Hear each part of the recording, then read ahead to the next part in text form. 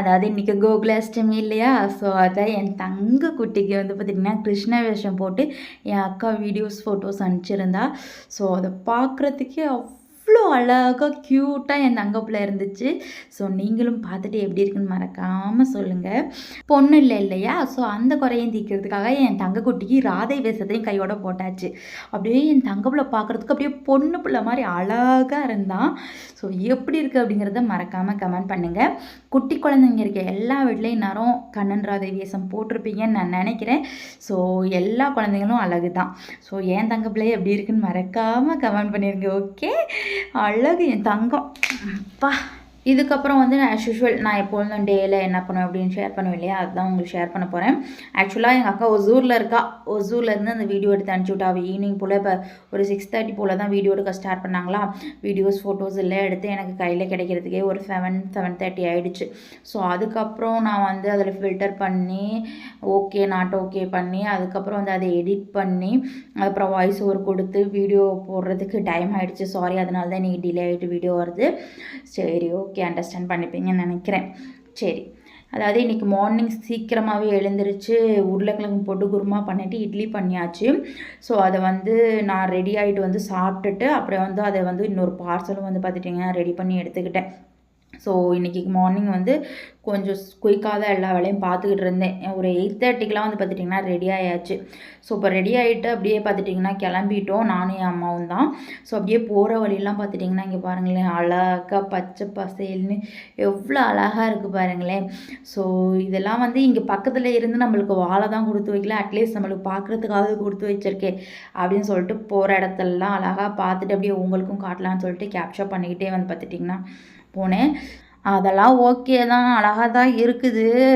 ஆனால் நீங்கள் எங்கே போகிறீங்கன்னு என்ன சொல்லவே இல்லையம்மா அப்படின்னு நினைக்கிறவங்களோட மைண்ட் வைஸ் எனக்கு புரியுது. ஆக்சுவலாக நானும் என் அம்மாவும் எங்கே போயிட்டுருக்கோன்னா, எங்கள் அம்மாவுக்கு சுகர் ப்ரெஷர் இருக்குது. ஸோ மந்த்லி டேப்லெட் வாங்கி சாப்பிட்டுட்ருக்காங்க. ஜிஹெச்சில் தான் வாங்கி சாப்பிட்டுட்ருக்காங்களா. ஸோ அதனால் அங்கே ஜிஹெச்சுக்கு தான் போகணும். ஆக்சுவலாக வந்து மந்த்லி வந்து நம்ம ப்ரெஷர் செக் பண்ணுறது யூஷுவல் தான். ஆனால் இந்த பிளட் டெஸ்ட் வந்து பார்த்துட்டிங்கன்னா, அதாவது சுகர் வந்து செக் பண்ணுறதுக்கு வந்து பார்த்துட்டிங்கன்னா பிளட் டெஸ்ட் வந்து 6 மந்த்துக்கு ஒன்ஸ் வந்து பார்த்திங்கன்னா கொடுத்து செக் பண்ணுவோம். ஸோ அந்த மாதிரியான மந்த்து தான் இந்த தடவை வந்திருக்கு. ஸோ அதனால் ஃபஸ்ட்டு நம்ம சாப்பிட்றதுக்கு முன்னாடி வெறும் வயிற்றில் காலையில் எழுந்திரிச்சு அதில் வந்து ஒரு தண்ணி மட்டும் தான் குடிக்கணும். டீ காஃபி எதுவுமே குடிக்கக்கூடாது, சாப்பிடக்கூடாது, எதுவுமே பண்ணக்கூடாதா. ஸோ அந்த மாதிரி வந்து பிளட் டெஸ்ட்டு டாக்டரை கன்சல்ட் பண்ணிட்டு பிளட் டெஸ்ட்டு கொடுத்துட்டு அதுக்கப்புறம் தான் வந்து சாப்பிட்ணும். சாப்பிட்டதுக்கப்புறம் ஒரு 1 hour கழிச்சு தான் பார்த்துட்டிங்கன்னா மறுபடியும் 2வது பிளட் டெஸ்ட் கொடுக்கணுமா. ஸோ அதனால தான் வந்து பார்த்துட்டிங்கன்னா காலைல டிஃபனை வந்து பேக் பண்ணி எங்கள் அம்மாவுக்கு இங்கேயே எடுத்துகிட்டு வந்துட்டோம். அவங்க வந்து ஒரு ஆலமரத்துக்கு அடியில் உட்காந்து சாப்பிட்டுட்டு இருந்தாங்க. அதுக்கு ஆப்போசிட்டில் நேராக வந்து பார்த்துட்டிங்கன்னா ஒரு தங்கும் விடுதின்னு இருந்தது. அதாவது இங்கே அட்மிட் ஆகிற நோயாளிகள் ரிலேட்டிவ்ஸ்லாம் இருக்காங்களா, அவங்க தங்குறதுக்கான ஒரு பெரிய பில்டிங் கட்டி போட்டிருந்தாங்க. பட் அதை யாரையுமே யூஸ் பண்ணுறதே இல்லை, அப்படியே தான் கிடக்குது. சாப்பிடு, அந்த நாய் பையனுக்கு கொஞ்சோண்டு வச்சுட்டு சாப்பிடுமா.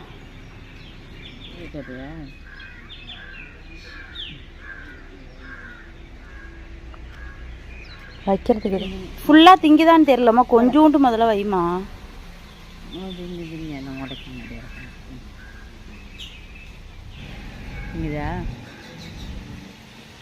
திங்கு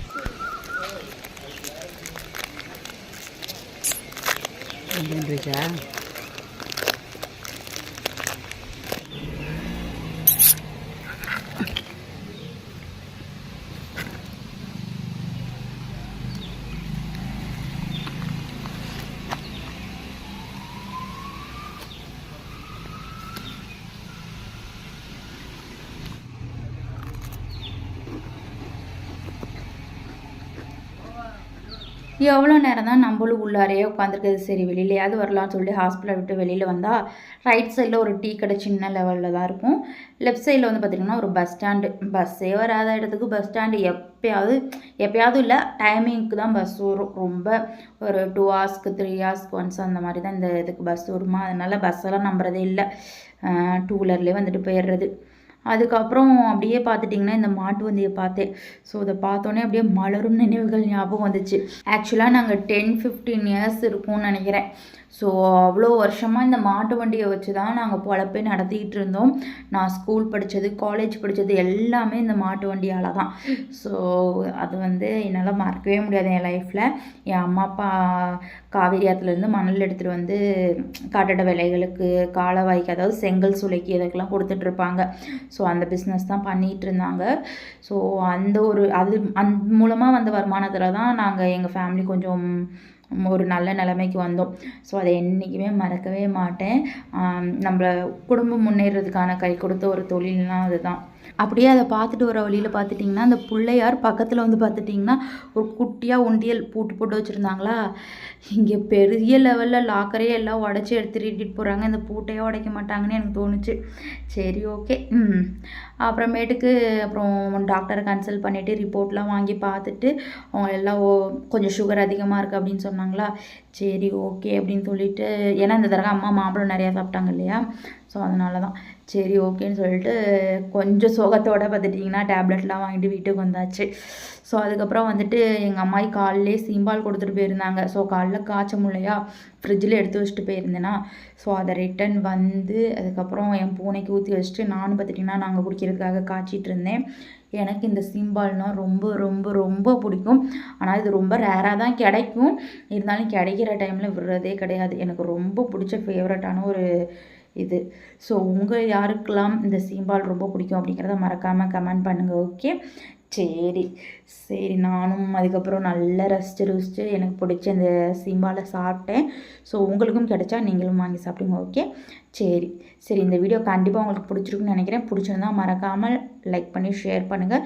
நம்ம சேனலை சப்ஸ்கிரைப் பண்ணி நம்மளுக்கு சப்போர்ட் பண்ணுங்கள். ஓகே, சரி ஓகே. இதே மாதிரி இன்னொரு வீடியோவில் நம்ம வந்து நாளைக்கு பார்க்கலாம். ஓகே, சரி. இப்போ இந்த வீடியோ இதோட க்ளோஸ் பண்ணிக்கிறேன். டாட்டா, பாய் பாய்.